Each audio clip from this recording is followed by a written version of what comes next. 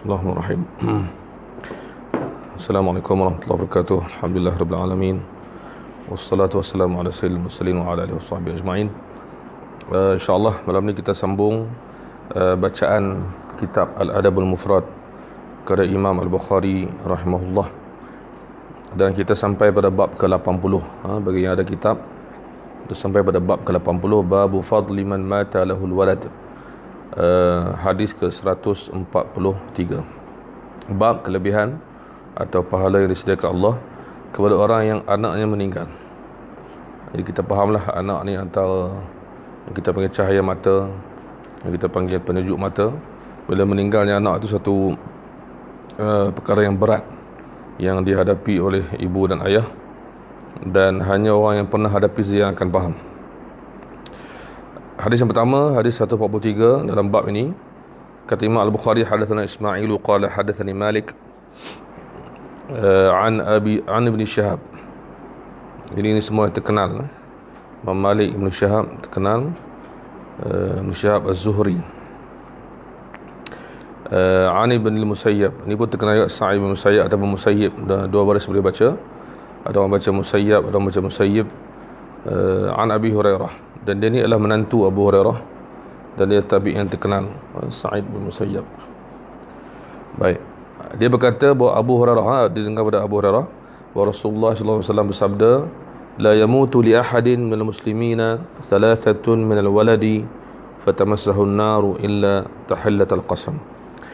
Maksud hadis ini ialah tidaklah meninggalnya bagi seorang itu 3 orang anak. So nombor 3 ni kita lihat dalam hadis-hadis yang akan datang, ada yang sebut 2 orang anak, ada sebut 3. So dia bukan maksud mesti 3, tapi nak menunjukkan bahawa 3 orang anak ni, 3 orang anak maksud 3 kali ayah dan ibu ni menghadapi kematian. Beratlah maksudnya, maka pahala dia makin besar. Sebab tu Imam Bukhari buat tajuk tu kan, secara umum siapa yang anak dia meninggal, tak kira berapa. Tapi hadis ni kita sebut 3, ada sebut 2, ada yang sebut maksudnya ke arah satu pun sama juga. Maksudnya ia adalah beban yang ditanggung. Dan disebut di sini anak. Adakah anak macam mana? Kita akan lihat nanti hadis yang akan datang bahawa anak ni merujuk kepada anak kecil. Itu maksud dia. Sebab beza antara orang yang meninggal matinya anak kecil dengan matinya anak yang telah dewasa, yang telah tua, ada beza. Dan kita tahu bahawa di antara manusia yang menanggung kematian anaknya semasa kecil adalah Nabi kita sendiri Muhammad sallallahu alaihi wasallam. Rasulullah menanggung sampai baginda mengalirkan air mata. Anak dia yang kecil Al-Qasim meninggal, Abdullah. Dalam sirah ada yang kata Nabi ada anak nama At-Tahir, tapi sebenarnya anak itulah Abdullah, gelaran dia At-Tahir. Kemudian Ibrahim, itu yang bayangkan Ibrahim pula masa Nabi dah 60 lebih umur dia, di hujung daripada Madinah dapat anak kecil lelaki dan meninggal, dan Nabi SAW menangis dan sahabat melihat Nabi menangis.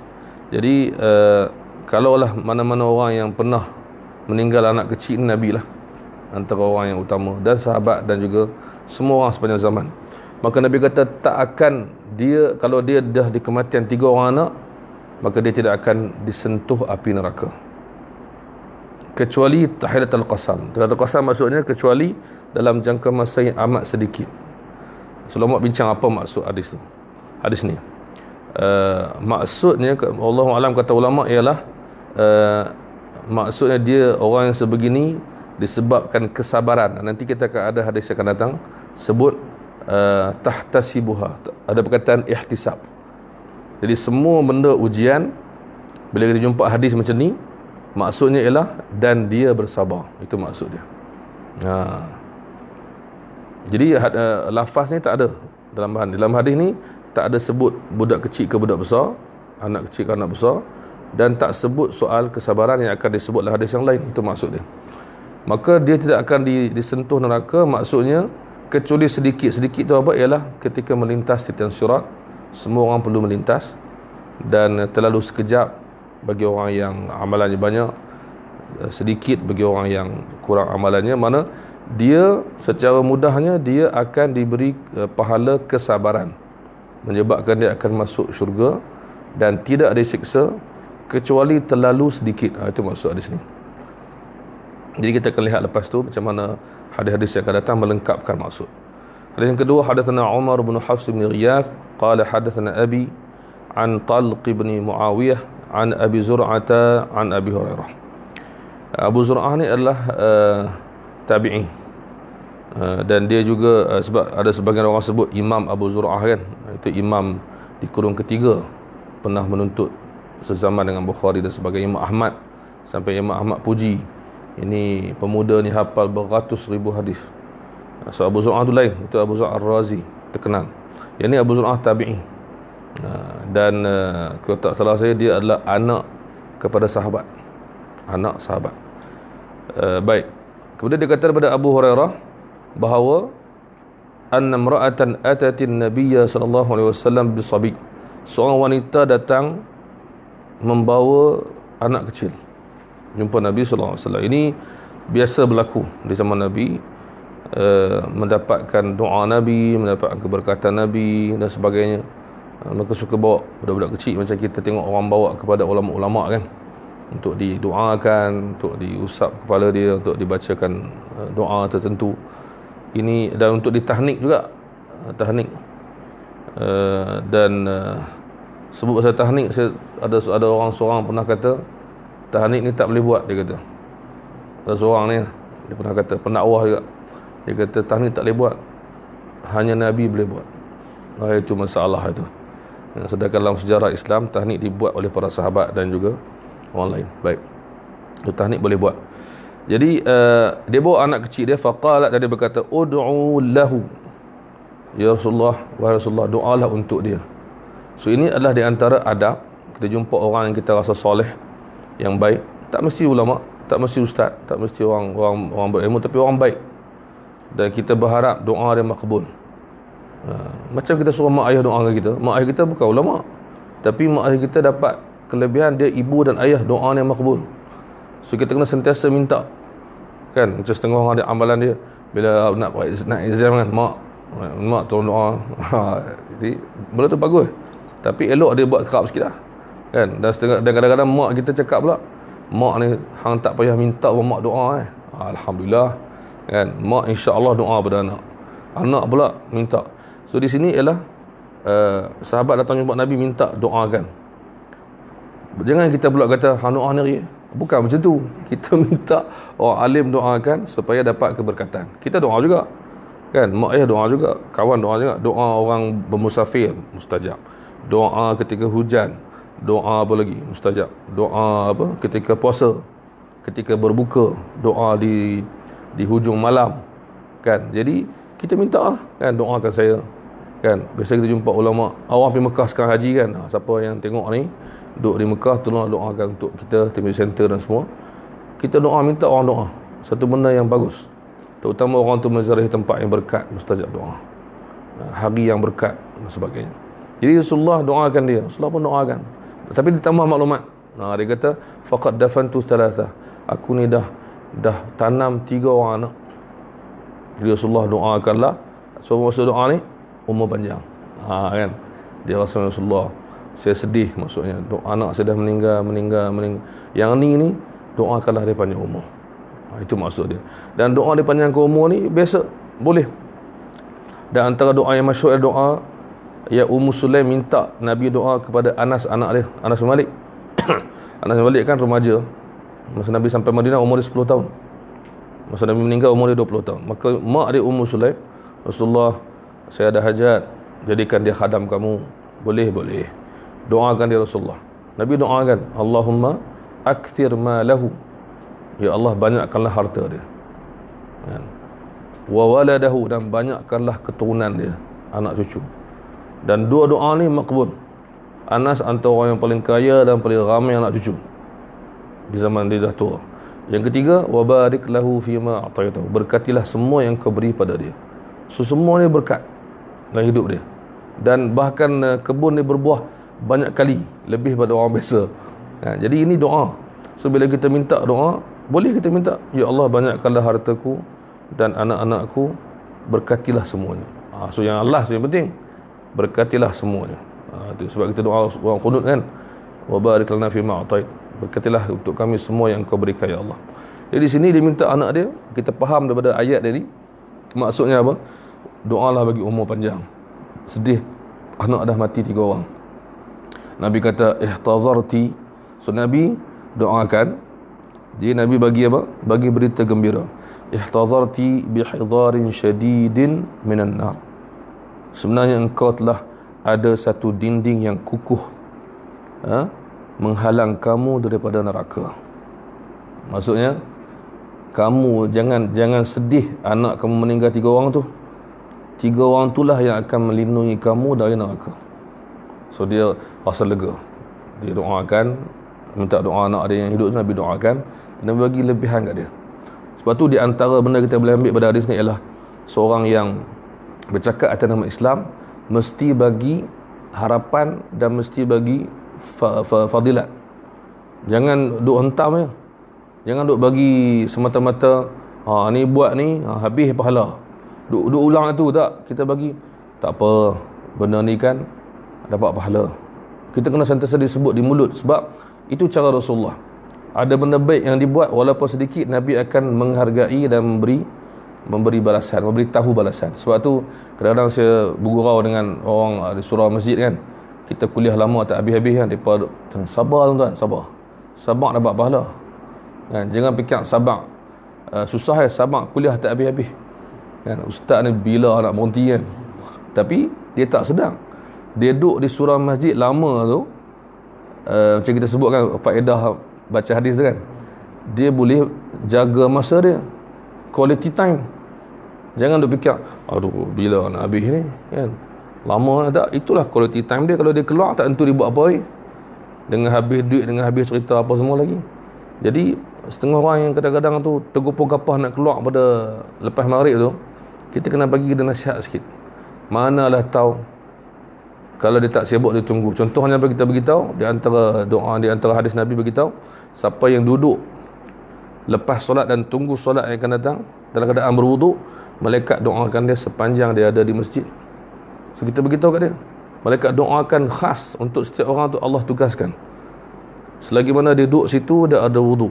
Kemudian dia dengar pula kuliah, disebut Quran, disebut hadis, disebut ilmu, itu majlis zikir, maka dapat lagi 4 dalam hadis yang kita mengaji, hadis 40, hadis 36, hadis Abu Hurairah, ada 4 balasan untuk orang yang duduk dalam majlis zikir di masjid pula, iaitu dia dapat turun ketenangan, dapat rahmat daripada Allah, malaikat mengelilingi, Allah sebut nama, maksudnya Allah masyhurkan dan berikan pahala sampai langit kenal dia, maksudnya malaikat kenal dia. Jadi kadang-kadang kita kena bagi tahu kat orang yang main mengaji, dia kadang dia rasa macam aduh main jojo ataupun main dekat, tapi kalau aku pergi sana, kalau aku pergi sini. So dia macam keadaan dia rasa dia boleh duduk tempat lain yang better, lebih baik, sedangkan dia duduk tempat yang terbaik. Kadang-kadang kita kena beritahu macam orang baca Quran, kita kena beritahu apa kelebihan dia baca Quran, supaya dapat dia semangat untuk baca Quran. Macam ayat kursi kan, dalam Sunan Tirmizi kan dia beritahu, Abu Sa'id Al-Khudri dalam Sahih Bukhari pun ada cerita Abu Hurairah yang mana makanan dia dicuri, kemudian ditangkap jin ni, syaitan ni ditangkap. Syaitan tu merayu untuk dilepaskan. Dia kata, aku hajar kau satu benda kan, iaitu kau nak tidur, kau baca ayat kursi, syaitan tak akan hampiri. Jadi ini kita panggil kelebihan, sampai orang rasa nak baca ayat kursi, malam ni nak baca, esok nak baca, pagi baca, petang. So kita kena beritahu kadang-kadang. Jangan kita kata semua orang tahu dah. Tak, kita ulang kan, qul huwallahu ahad. Ada orang pernah tanya saya dalam kuliah, ustaz, elok ke kita ulang banyak kali qul huwallahu ahad? Saya kata Rasulullah beritahu 3 kali ulang macam khatam Quran, satu Quran. Dia seronok dia tak pernah dengar hadis tu. Dia kata alhamdulillah, dia suka baca qul huwallah kan. Macam sahabat Nabi yang suka baca qul huwallah jadi imam tu kan, sampai orang heran sebab apa baca qul huwallah setiap rakaat. Nabi tanya dia, kenapa kau baca? Dia kata, sebab aku suka. Sebab kau suka surah ni, Allah suka kau. Dapat. Bayangkan apa dia dapat kan. Alhamdulillah. Itu kita panggil pendakwah ataupun siapa saja yang cakap bahasa Islam, dia mesti bagi berita gembira. Buat ni dapat apa, buat dapat apa. Walaupun orang tahu, kadang-kadang orang tak hayati. Contoh macam apa-apa yang kita tak hayati kadang-kadang bila kita pergi kuliah, ialah setiap langkah kita Allah bagi pahala. Pi dan balik, maksudnya jarak tu. Kalau nak mutu lah. Kalau nak kita lupa kan, masa time kita nak pergi kuliah tu, sama ada mengajar atau mengaji, langkah kita tak rasa. Bila ustaz tu ulang, kita balik je kita rasa setiap langkah. Masya Allah. Dan saya pernah ada orang beritahu saya, ada 2 orang pensyarah kami di Jordan, bila nak pergi kuliah, saya ingat lagi seorang tu doktor, ni orang Masjid Al-Bait, dia tahu, Dr. Nimir, dan Dr. Syarif Al-Khatib maksudnya. Mereka 2 orang ni jalan, dan ada orang dengar dia bercakap. Bila dia jalan tu, seorang Dr. Nimir rasanya kata dekat Dr. Syarif, kita jalan ni setiap langkah dapat pahala. Dia cakap macam tu sama-sama dia, bukan dia sembang hang esok nak beli kereta apa. Tak, dia bilang kita dapat pahala ni, on the way kita pergi. Orang dengar dia cakap kan, betapa kualiti perbualan dia tu. So, bila pensyarah pergi kelas, universiti kami tu, universiti asalnya kem tentera. Jadi kadang-kadang bangunan tu jauh, ada budak bawa basikal, jarang lah, banyak budak jalan kaki. Lepas tu pun ada bas sangat. Sebelum tak ada, sebab tu ada budak naik tu, roda blade. Dah jugalah, tapi kita tak pandai, naik lagi patah roda ni. Dan ada budak jalan kaki. Jadi pensyarah pun jalan kaki juga. Ada pensyarah kami yang tua, Dr. Hasib As-Samarai, ulama tafsir, Masya Allah, tua. Kami on the way pergi kelas, dia duduk berehat dekat on the way. Ada tangga, ada kursi, dia duduk. Letih jalan orang tu. Tapi kelas dia orang tua, dia suara dia kuat. Salam, suara itu kan. So kami, Assalamualaikum warahmatullahi wabarakatuh. Dia berehat tu, jauh sangat nak pergi kelas, dia jalan duduk. Sampai macam tu nak pergi kelas. Tapi kalau orang tu sedar setiap langkah dapat pahala, dia macam lain macam. Sebab tu dalam Sahih Bukhari, bila ada seorang sahabat jumpa sahabat Nabi yang lain jalan kaki pergi solat Jumaat, sahabat dia kata apa? Aku dengar Nabi bersabda dulu bahawa setiap kaki yang berdebu di jalan Allah, Allah bagi syurga. So engkau jalan kaki ni jangan kisah sangat. Dan selalu kisah seorang sahabat juga yang jalan kaki, tak nak naik keldai, tak nak naik unta, kuda. Jauh rumah dia daripada Masjid Nabawi. Sahabat kata, Rasulullah, ada seorang sahabat kita ni, kita suruh dia naik keldai sampai dia tak mau, dia nak jalan kaki. Lepas tu Nabi kata, kami tanya, dia tanyakan kepada dia, kenapa? Dia kata, aku ingin langkah kakiku ditulis jalan pergi dan balik ke masjid. Maka Nabi jawab apa? Bila orang beritahu kat Nabi, Nabi kata, beritahu kat dia, ia telah ditulis. Oh, kan, dia macam mana rasa kan? Rasa itu kita kena bagi benda ni kat orang. Kalau buat dapat pahala kan. Macam kita cakap kat anak-anak, tapi sebenarnya orang tua pun lebih perlu benda ni. Sebab kita kadang-kadang lupa. Sebab kita banyak sangat kehidupan kita macam biasa, kita lupa. Baik, hadis lepas tu, hadatsana Ayyashun qala hadatsana Abdul Ala qala hadatsana Sa'id Al-Jurairi an Khalid Al-Absi annahu qala Khalid Al-Absi, ini dia sedang bersembang dengan Abu Hurairah, cerita pasal masalah dia. Dia kata apa? Khalid ni, ma tabnul li, aku mati seorang kematian anak. Nampak tak? Dia kata seorang kan. Jadi dia kata fawajadtu alaihi wajdan syadidan. Fawajadtu ni maksud dia sedih. Bukan maksud kalau kita faham tengok kamus, wajadtu aku menemui. Wajada ada banyak makna dalam bahasa Arab. So wajadtu di sini maksudnya terlampau sedih. Wajada dalam makna lain pula ialah marah. Pun wajada juga. Arab guna wajada juga untuk marah, dia ikut konteks ayat. Contoh dalam sebuah hadis, seorang Arab Badui datang jumpa Nabi sallallahu alaihi wasallam. Dia kata, ya Rasulullah, inni sa'iluka fa musyaddidun alaika fala tajid alayya. Dia guna perkataan tajid, wajada juga. Tajid tu kamu. Maksudnya, ya Rasulullah, saya datang nak tanya soalan, saya tanya dengan soalan yang tegas, jangan marah saya. Kan? Fala tajid alayya. Wajada maksudnya jangan marah. Sini sedih. Macam orang kita kan kata, ni nak tanya sikit boleh, tapi jangan marah. Kita jawab apa? Tanya dulu. Kan? Mana boleh sebelum tanya ada berjanji kan? Tapi Rasulullah dia tak apa. Kan? Sal amma badal. Tanya apa tanya. Rasulullah ni dia tak apa. Dia sabar. Di sini maksud wajad tu bukan maksud aku menemuinya atau aku marah, tapi maksudnya aku bersedih. Wajdan syadidan, sangat-sangat Faqultu ya Abu Hurairah, aku kata wahai Abu Hurairah guru dia, ma sami'ta minan Nabi sallallahu alaihi wasallam tusakhi bihi anfusana. Tak adakah dulu wahai Abu Hurairah kau pernah dengar satu benda yang boleh menenangkan jiwa ke? Maksudnya ada tak hadis pasal ni, pasal ayah kematian anak? Saya sedih sangat-sangat. Tak adakah beritahulah kami satu hadis kod ada yang boleh menyejukkan hati aku. Abu Hurairah kata ya ada. Maksudnya dia kata aku dengar Nabi bersabda sigharukum da'amisul jannah. Itu dia kan. Dia kata anak kecil kamu, maksudnya yang mati kecil maksudnya.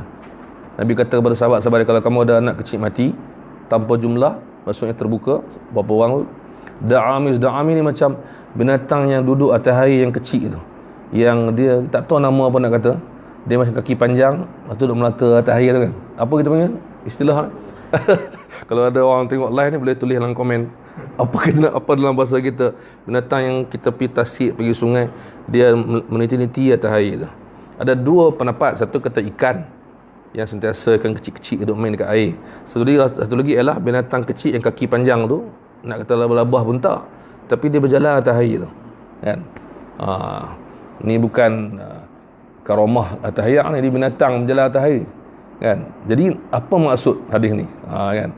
Jadi apa kena-mengena dengan cerita orang tadi? Maksudnya apa? Kita boleh tengok riwayat yang lain dalam Sahih Muslim dan sebagainya, kita dapati disebut bahawa mereka ini ibarat binatang ni, ialah mereka sentiasa boleh pergi ke mana-mana di syurga. Macam binatang tadi melata di atas air, mereka akan pergi mana-mana syurga, dan mereka akan pergi juga kepada ayah mereka dan mak mereka untuk tarik masuk syurga. Di dunia mereka kan macam budak-budak kecil, dia tak kisah, dia tak dilarang nak pergi mana-mana, so dia melata. Bila budak kecil mati, so di syurga dia macam tu juga, dia boleh pergi ambil ayah dia masuk syurga. Itu kita panggil satu berita gembira lah bagi orang ni. Tapi cerita ni tak jelas sampai dekat ni. Sampai dekat ni maksudnya apa? Maksudnya ada tamat sambungan lagi. Tapi riwayat ni riwayat yang ringkas. Sambungan dia apa dalam riwayat yang lain, dalam Muslim yang lain kata dia akan bertemu ayahnya dan menarik bajunya sampai masuk syurga. Allah.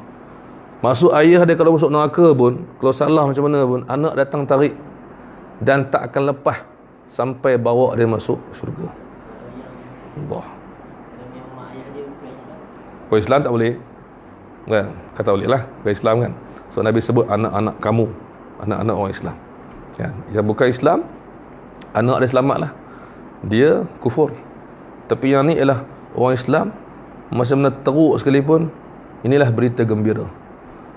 Jadi bila orang yang melihat benda ni, dan orang yang ada di kalangan kita, dan siapa-siapa yang dia tahu benda ni, dia akan Allah kan redha. Dan saya pernah jumpa sahabat-sahabat yang macam tu, memang sangat berat diuji.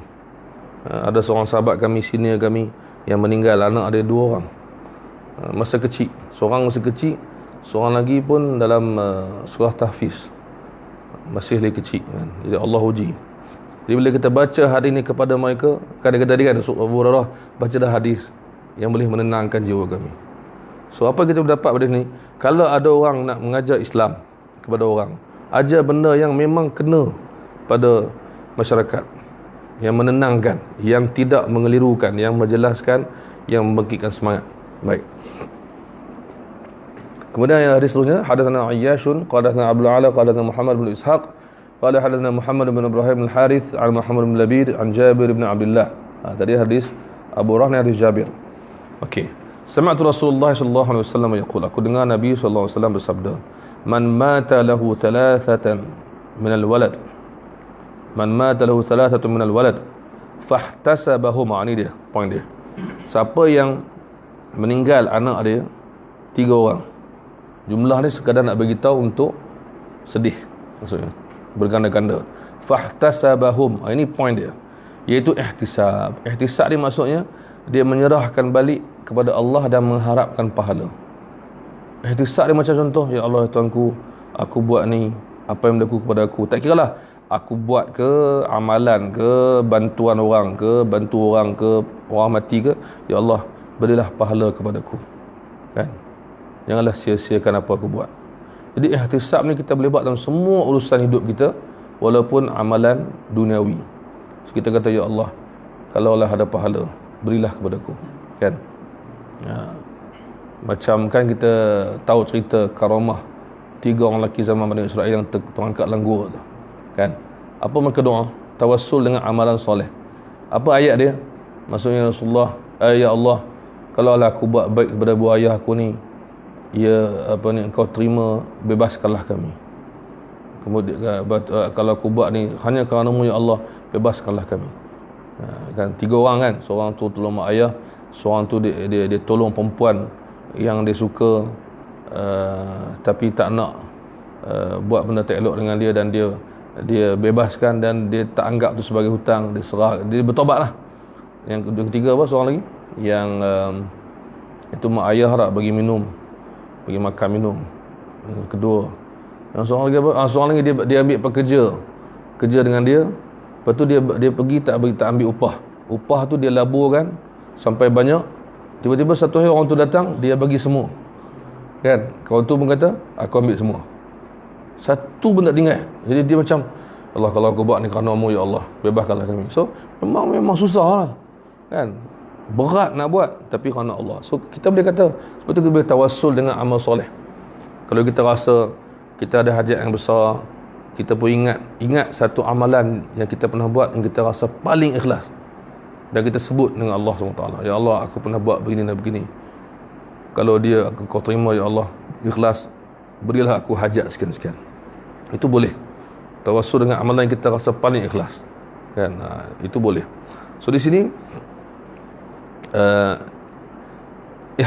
fahtasabahum, maksudnya dia menyerahkan balik kepada Allah, dia bersabar, dia terima, dan dia minta Allah berikan ganjaran. Itu maksudnya hati dia redha, sabar, redha, maka apa dia akan dapat? Dakhala jannah, dia akan masuk surga. Kemudian apa tu? Jabir kata, kami berkata. Maksudnya sama ada Jabir atau orang lain, tapi dalam riwayat ni lah, dan sebagai riwayat disebutkan tentang wanita lain yang bercakap. Jadi dia kata, kalau 2 Rasulullah, Nabi kata, dan 2. Maksudnya bukan soal 3 atau berapa, kan? Apa ni soal dia? Soal 3 atau 2. Dan Jabir kata dia tak tanya. Warawi dia kata, murid dia kata, kan, aku rasa kalau engkau cakap 1 pun Nabi cakap 1. Dia kata, ya, betul, tapi sebab kami tak cakap. Zaman Nabi tu kata, Rasulullah, kalau 2 dan 2. Lepas tu semua diam. Sahabat dia tak mau bercakap banyak dengan Nabi dari segi tak ada adab, takut tak ada adab. Lepas tu murid dia kata, aku kata kepada Jabir, siapa aku tu? Muhammad bin Labid. Dia kata, aku berkata kepada Jabir, aku demi Allah, aku rasa kalau engkau sebut 1, Nabi pun cakap 1. Jabir kata, ya, aku rasa begitu juga. So maknanya menerima bahawa 1 pun satu benda yang besar, kesabaran yang besar, insya-Allah dapat pahala yang sama. Itu maksud dia. Dan masuk syurga di sini, kata Imam Nawawi semuanya, bila kita jumpa hadis yang sebut masuk syurga, kalau buat begini, itu maksudnya lah masuk syurga. Orang kata apa? Bukan maksud kita kata masuk syurga, mungkin Allah akan balas dosa dia dulu, tapi dia akan masuk syurga. So bukan maksud semata-mata langsung tak dikira, hanya Allah yang lebih tahu, Allah yang menentukan. Tapi ini ganjarannya sebab kesabaran, maka dia dapat pahala untuk ke syurga. Baik, hadis lepas tu, hadatsana Ali bin Abdullah qala hadatsana Hafs bin Ghiyath qala sami'tu Talqa bin Muawiyah wa jadduhu qala sami'tu Abu Zur'ah, tadi sama juga, an Abi Hurairah anna imra'atan atat an-nabiy sallallahu alaihi wasallam bi-sabiyyah, seorang wanita kata Abu Hurairah datang jumpa Nabi bawa anak, dia suruh Nabi doakan. Dia kata, aku telah kematian 3 orang anak sebelum ini. Nabi kata, kamu telah membina satu dinding yang kuat di antara kamu dan neraka. Macam tadi juga. Cuma dia ambil pada guru yang lain. Hadis lepas tu, hadatsana Ali qala hadatsana Sufyan qala hadatsana Suhail bin Abi Salih an abihi an Abi Hurairah. Kini hadis Abu Hurairah juga. Daripada Abu Saleh, murid dia yang seorang tabi'in, yang kerja dia biasa je di pasar. Maka orang kata kat dia, Abu Saleh ni mulia dengan ilmu. Dia kerja biasa saja tapi dia mulia sebab dia mengaji dengan sahabat, antaranya Abu Hurairah. Jadi terkenal Abu Saleh ni. Nama dia Zakwan. Gelaran dia Abu Saleh. Dia beritahu seorang wanita datang jumpa Nabi sama juga, jumpa Nabi dan berkata, Rasulullah, inna la naqdiru alayka fi majlisika fawa'idna yawman na'tika fih. Ini datang seorang wanita, dia punya tujuan datang ialah apa? Datang sebab kata Rasulullah, kami nak mengaji lagi dengan Nabi, tapi orang lelaki banyak dapat pengajian, duduk depan, dapat banyak kelas, mudah jumpa Nabi. Kami ni boleh tak buat satu hari khas untuk wanita sahaja? Kan baca sekarang kuliah-kuliah ada kuliah muslimat. So ini telah dibuat di zaman Nabi. Dan di sinilah menunjukkan akhlak Nabi yang mulia, yang baik, yang bila dia minta, Nabi datang. Maksudnya bila dia minta, Nabi setuju. Setuju Nabi itu menunjukkan Nabi memahami. Maksudnya dia datang, Rasulullah, dalam riwayat lain disebut, kami dikalahkan oleh lelaki. Kami tak macam lelaki. Lelaki boleh jumpa kamu bila-bila masa, di mana sahaja. Kami macam mana? Nabi pun kata, aku boleh cakap satu hari bila, dan aku setuju, bagi tahu bila. Maka bincang punya bincang, Nabi kata di rumah ni dia pun setuju, dia pun cadang, Nabi pun setuju. Di rumah sekian-sekian, waktu sekian, Nabi kata aku akan datang. Nabi pun datang, dan di antara tazkirah, tu maksud Nabi datang macam-macam lah. Dan kita pun tahu kan, lepas sembahyang raya Nabi akan pergi dekat muslimat khas, sebab Nabi bimbang mereka tak dengar. Maka Nabi akan cerita. So di sini di antara yang Nabi cerita ialah tentang tajuk ni. So tazkirah tu macam-macam lah. So di antara tajuk ni ialah ma minkunna imra'atun, tidak ada di kalangan kamu seorang wanita pun, yamutu laha thalathun, 3 orang meninggal daripada anak minal walad, daripada anak ni, fatahtasibuhum. Fatahtasibuhum maksudnya dia menyerah kepada Allah dan mengharapkan pahala. Illa, kecuali apa dia akan dapat? Dakhalatil jannah, dia akan dapat syurga. Bila seorang wanita cakap, kalau 2 Rasulullah, Nabi kata, dan kalau 2 pun sama. Tadi cerita lain, ini cerita lain pula. Itu maksud dia. Baik.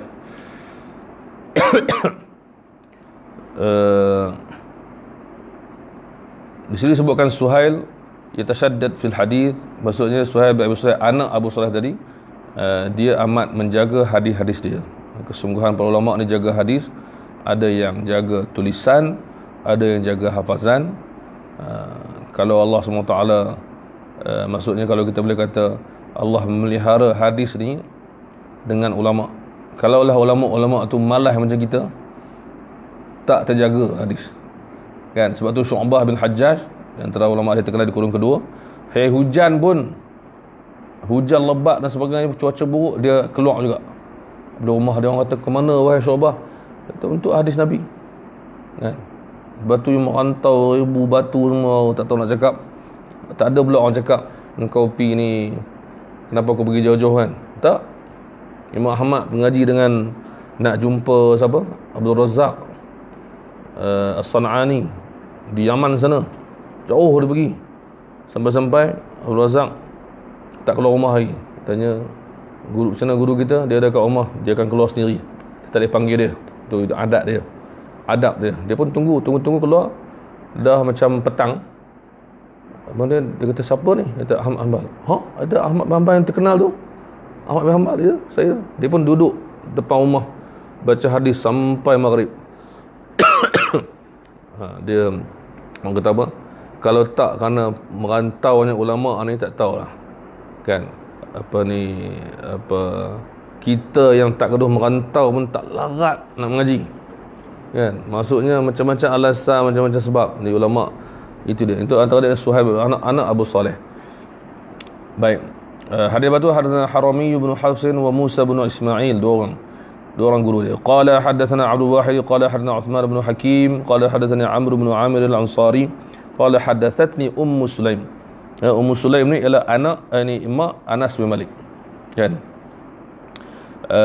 Dan dia ni Nabi sallallahu alaihi wasallam hadis pernah nampak dia di syurga. Tu mak Anas bin Malik, kan? Dan dia selepas suami dia meninggal, ayah Anas tu dia kahwin dengan Abu Talha. Abu Talha masuk Islam, kemudian kahwin dengan dia, dah dapat anak kecil, itu yang dia panggil Abu Umair, yang Nabi kata, yang Nabi pergi rumah dia tu, adik tiri Anas bin Malik lah tu, yang dia ada burung tu mati kan, dia pun sedih. Nabi jumpa dia, Nabi kata, Abu Umair ma fa'alan Nuwair, kan? Nabi tanya macam mana, Nabi gembirakan dia balik. Itulah dia. Baik, Muslim datang, dia kata kuntu inda Nabi sallallahu alaihi wasallam, Nabi, dia kata aku bersama dengan Nabi, maksud aku duduk mengaji dengan Nabi sallallahu alaihi wasallam. Nabi berkata, ya Umma Sulaim, Nabi bagi hadis kat dia kan, Ummu Sulaim, ma min muslimain, tidak ada mana-mana orang Islam, muslimin kan muslimin di situ, muslimain ni, okey, yamutu lahuma, maksud ibu ayah, yamutu lahuma, suami isteri, thalathatu aulad, meninggal 3 orang anak, illa adkhalahum Allahul jannah, mereka Allah akan masuk ke syurga, bi fadli rahmatihi iyahum, kerana apa? Dengan rahmat. Maksudnya bila ibu ayah tu sayang anak dia, Allah kasih mereka balas rahmat itu, kesayang tersebut. Qultu wasnani, Muslim kata kalau 2 orang pun ya. So ini Muslim yang tanya. Baik, kemudian hadis seterusnya untuk kita, insya-Allah ada lagi 2 hadis kita akan habiskan. Hadatsana Ali qala hadatsana Mu'tamir qala qara'tu 'ala al-Fudaili an Abi Huraiz عن أن الحسن حدثه بواسط أن صعصعة بن معاوية حدثه أنه لقي أبا ذر متوشحا قربة قال ما لك من الولد يا أبا ذر قال ألا أحدثك قلت بلى قال سمعت رسول الله صلى الله عليه وسلم يقول. Orang tanya kamu apa yang kamu ada, maksudnya malaka min walli Abu Dzar, sama ada ditanya sebab Abu Dzar tak ada anak, ataupun ditanya tentang hadis tentang anak, itu maksud dia. Ala uhaddithuka, nak tak aku bagi tahu kamu satu hadis sebab pasal anak? Dia kata ya, maka dia kata aku dengar Nabi bersabda, atau Abu Dzar katalah, ma min muslimin yamutu lahu thalathatu min waladi. Ini yang poin saya beritahu tadi, anak tu diberi umur sebelum baligh, kan? Istilah tu ada dalam hadis ni, yang tadi semua tak sebut. Okey, ma muslimin yamutu lahu thalathatu min walad, tidak ada seorang muslim pun, lelaki atau perempuan, yang mati anaknya 3 orang, lam yablughul hinth, maksudnya dia tidak sampai ke tahap taklif, tahap baligh, yang kita kata aqil baligh, illa adkhalallahu jannah, mereka Allah akan masuk dalam syurga, bi fadli rahmatihi iyahum. Okey, satu sambungan tu tak berkaitan dengan anak lah. Wa ma min rajulin a'taqa muslima ila ja'allahu azza wa jalla kullu 'udwin minhu fakakahu li kulli 'udwin minhu, siapa yang bebaskan hamba, setiap anggota badan itu membebaskan anggota dia daripada neraka. So maknanya pahala besar bagi orang yang sabar kematian anak kecil, tu maksud dia. Jadi adakah anak besar tak dapat pahala? Dapat pahala, tapi anak kecil ni besar pahala dia, itu maksud dia, budak kecil. Yang kedua pasal orang yang membebaskan hamba, maksudnya dia keluarkan duit untuk bebaskan hamba, besar nilai dia pada hamba tersebut, kebebasan dia, maka dia dapat pahala yang besar. Dari takhir lambat ini, hadatsana Abdullah bin Abi al-Aswad qala hadatsana Zakaria bin Umarah al-Ansari qala hadatsana Abdul Aziz bin Suhaib, ini salah seorang murid Anas bin Malik, Abdul Aziz bin Suhaib, dia buta, murid Anas bin Malik, selalu kita jumpa dalam hadis daripada Anas bin Malik daripada Nabi sallallahu alaihi wasallam bahawa Nabi bersabda, man mata lahu thalathah lam yablughul hinth, maksudnya poin pada 3 orang anak yang mati yang kecil, adkhalahu Allah wa iyyahum al-jannah, maksudnya wa bi fadli rahmatihi al-jannah, lepas tu Allah akan masukkan dia ke dalam syurga, dia dan mereka tiada anak-anak dia. Jadi untuk malam ni kita dapat satu kumpulan, satu banyak hadis, satu bertajuk yang cukup besar. Poin dia ialah kesabaran, dan poin juga ialah bagaimana Allah SWT rahmatnya luas, Sebagaimana seorang ibu ayah merahmati, menyayangi anak dia, Nabi pernah sebut hadis yang lain, Allah lebih luas rahmat dia, lebih besar kasih sayangnya kepada kita lebih daripada ibu dan ayah. Kemudian juga di sini adalah kelebihan kita menyebut fadilat. Saya ulang balik, kelebihan kita menyebut-nyebut kelebihan. Maksud kita kena sebarkan, ceritakan, sebutkan. Dalam Quran Allah akan sebut amalan, dan Allah akan sebut apa balasan. Hadis pun sama. Nabi SAW sebut, suruh buat, Nabi beritahu ini balasan dia, ini balasan dia. So ini sebenarnya kita panggil menjadikan kita segar. Dengan setiap amalan yang kita buat, kalau kita renungkan balik, tak rugi. Kadang-kadang kita fikir kan, contoh setengah orang dia buat satu amalan tapi orang tak puji, dia merasa down. Sebenarnya dia dah dapat pahala dah, cuma dia lupa sekejap. Bila sedar balik, tak puji pun tak apa kan, rupanya.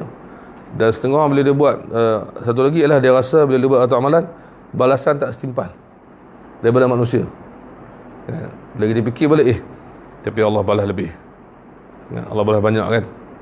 Macam orang yang mana-mana ibadat lah, sembahyang duha contohnya kan, Allah bagi pahala banyak kepada kita. Dan hatta semua ibadat sekalipun.